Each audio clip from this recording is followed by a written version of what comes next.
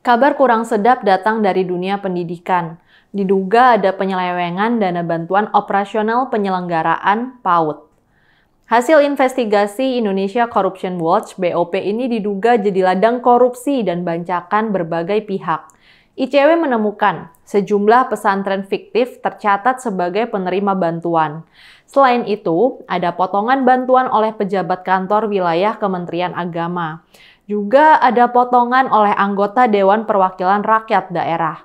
Wakil Koordinator ICW Agus Sunaryanto mengungkapkan hal itu 27 Mei lalu. ICW memverifikasi secara acak pesantren menerima bantuan sepanjang tahun lalu. Itu dilakukan di 5 provinsi.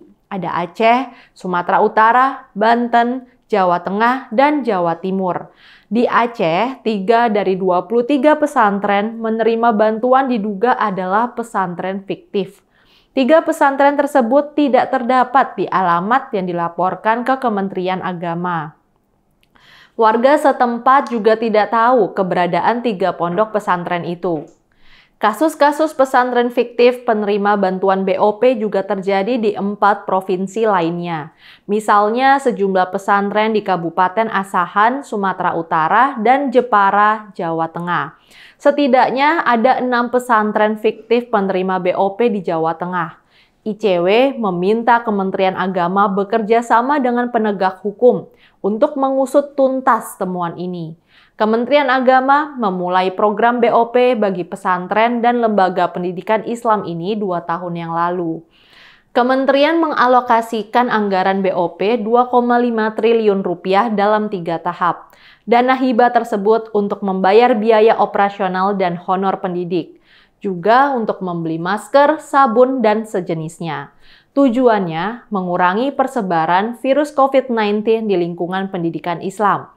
Tercatat 21.000 pesantren yang menerima bantuan ini, ditambah 62.000 madrasah dan 112.000 lembaga pendidikan Al-Quran.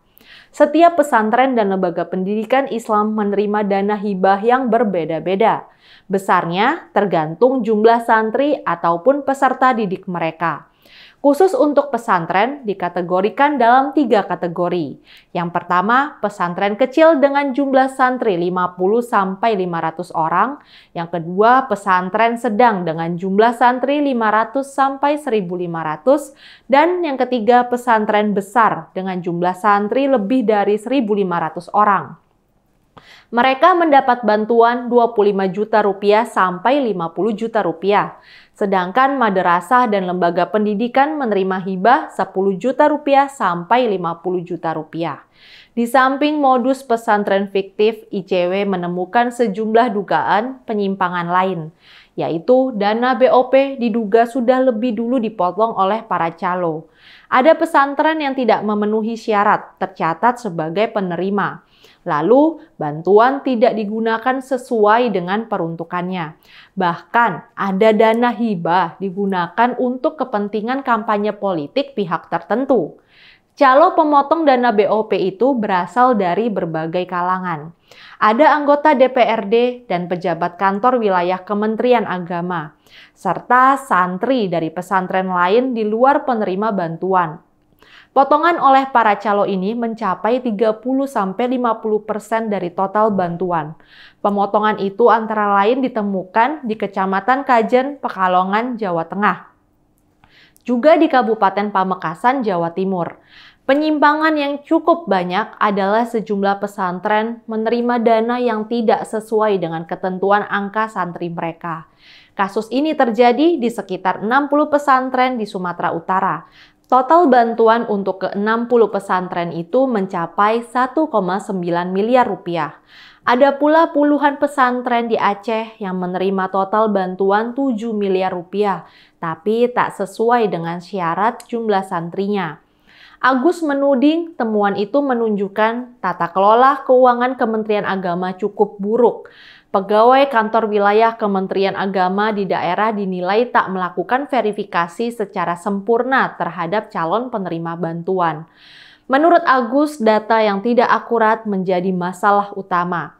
Ketidakakuratan ini menyebabkan adanya peluang penyimpangan.